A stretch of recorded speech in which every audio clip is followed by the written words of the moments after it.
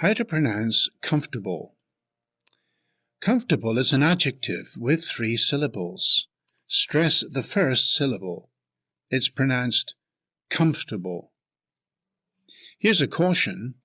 The spelling suggests 4 syllables, but it's usually pronounced with 3 syllables in both British and American English.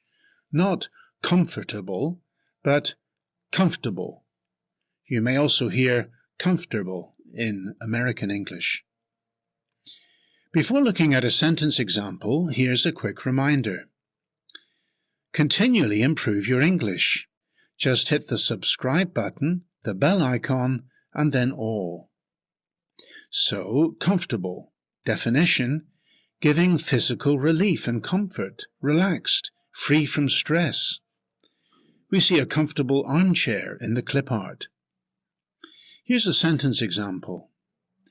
He was reluctant to throw out his old boots because they were so comfortable.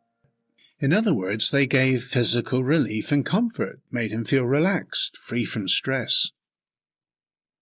So look for opportunities today to use this word in conversation and embed it and its pronunciation in your long-term memory. Has this video helped you? Then like, share or comment now.